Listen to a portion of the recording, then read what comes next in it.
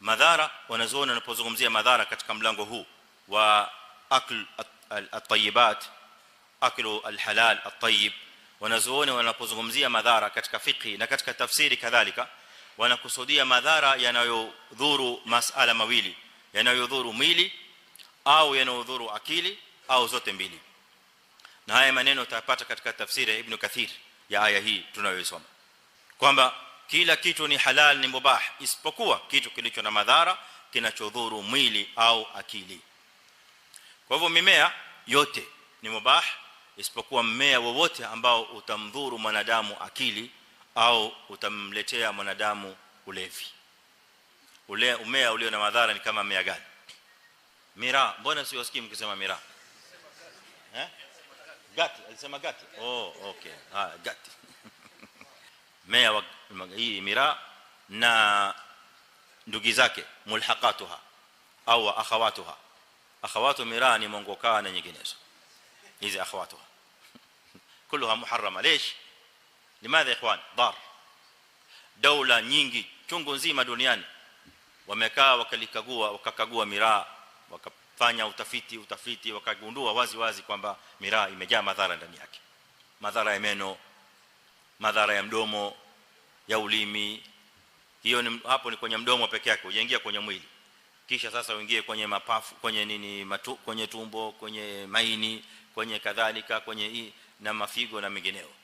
Madhara ya kila aina. Kisha uje katika siha ya mwanadamu.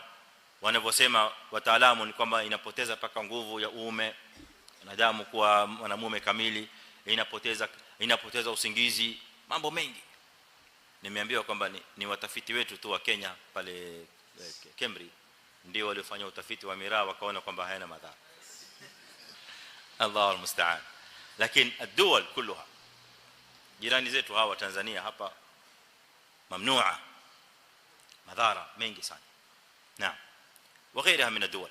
hata zile dola ambazo zamani walikuwa wanaruhusu kama Uingereza walikuwa wanaruhusu miraa, lakini baadaye wakaambiwa hebu fanyeni utafiti tena na kuhusu hii miraa, wakafanya utafiti wakaona kweli miraa imejaa madhara mbalimbali, wakapitisha moja kwa moja sasa kwamba kweli miraa hii sio mimea iliyo na faida kwa wanadamu. Kwa hivyo ina madhara akliyan, ina madhara badaniyan, ina madhara miraa ijtimaiyan, inapaka social problems. Miraa, walaji miraa ndio watu mara nyingi ambao nyumba zao zilizo na shida. Maana wewe wataraji nini mtu ameingia nyumbani, ameingia na steam, akitoka na steam? Kaifa hadi maisha magumu. Mke anapata shida saa zote, ni maasira, kutukanwa, kupigwa. Maana si yeye, ni ile miraa. Na mara nyingi miraa athari ya miraa mara nyingi ni asubuhi. Na msiniulize mimi ninajuaje. Na hususan mwezi wa Ramadhani, katika watu wanaopata shida sana mwezi wa Ramadhani ni watu wa miraa.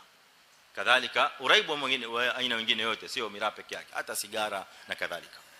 Sigara nayo ni tumbaku, ni mmea, kulluha muharrama, sababu ya madhara na kwa sababu ya sukr, ulevi ulioko ndani yake. Na ulevi si lazima ulewe useme mbona mimi nala miraa lakini mbona silewi hivi. Kulewa maana yake hapa ni taghdhiyatu al-aql. Al-khamru summiyat khamran li'annaha tukhammir madha al-aql, takhmuru al-aql. Tembo linafinika akili na kitu chochote. Kwa hivyo kinachofinika akili, wewe ukawa huna akili yako timamu, ukawa kwamba akili yako imetulia, ukaweza kufikiria vizuri, hilo ni tembo. Si lazima liwe ni mvinyo au pombe. Kul ma khamara al-aql fahuwa khamr. Na madhara makubwa zaidi ambayo waislamu si aghlabu kufikiria madhara yake ni madhara iktisadiyan. Hakuna pahali miraa haina madhara. Madhara sihia, madhara ijtimaiya na madhara iktisadiya. Madhara iktisadi ikhwan, leo waislamu zile pesa wanazozitupa, wanazozichoma katika miraa, sio kuziweka, wanazichoma katika miraa. Zile pesa zile waislamu lao kama wangalikuwa wanaziweka, waseme hizi pesa tuzitie jamani katika wakfu za waislamu hapa Kenya, subhanallah, sijui tungekuwa tuko wapi. Maana hizo ni miliarat, ni billions za pesa kila mwaka zingalikuwa zinawekwa na waislamu hizi pesa, zile anazozitia kwenye miraa maana zimezidi zile, haziteni kwenye wakfu, zikae wakfu hizi zije zisaidie waislamu maskini wasioweza kusoma, maskini wasioweza kujitibu, maskini ambao hawawezi kujisimamia kimaisha, na wajane na mayatima na wengineo. Wangelikuwa waislamu leo subhanallah wallahi ma kunna linahtaj dirhaman wahidan min ayi makan. Wangelikuwa waislamu hawasubiri dirham moja wala rial kutoka wapi wala shilingi kutoka wapi wala dola kutoka wapi. Wangelikuwa waislamu wanajitosheleza wenyewe kwa wenyewe. Lakini hadha tabdhir almuqit ndio ambayo inamaliza hali za waislamu. Hii ni tabdhir, hata sio israf. Kuna tofauti baina israf na tabdhir ikhwan. Israf huwa infaqu ma yanbaghi ziyadatan ala ma yanbaghi, hiyo ndio israf. Kutoa kile kinachofaa zaidi ya vile kinachofaa. Nyumbani unapika chakula, wali yani mchele na kadhalika na kitoweo, ukipika zaidi ya vile size yenu mnayokula nyumbani, kilichobakia mkakitupa, ndio inaitwa israf, kwa sababu umetoa pesa katika chakula ambacho mnakula lakini kimezidi.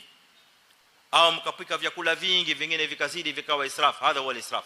At-tabdhir huwa al-infaq fima la yanbaghi. Baya zaidi hiyo, unatoa pesa katika kitu ambacho hakifai kukitolea pesa, hiyo ndio inaitwa tabdhir. Muelewe tofauti baina israf na tabdhir. Wa tabdhir ماذا قال عنه سبحانه ان المبذرين كانوا اخوان من اخوان الشياطين وكان الشيطان لربه كفورا. هذا هو تبذير يا اخوان. اذا hayo ni madhara makubwa ya qat, na unashangaa wakati mwingine unapata bado watu wameshikilia kwambia hii kadhalika, na wanatafuta kila aina ya shubha.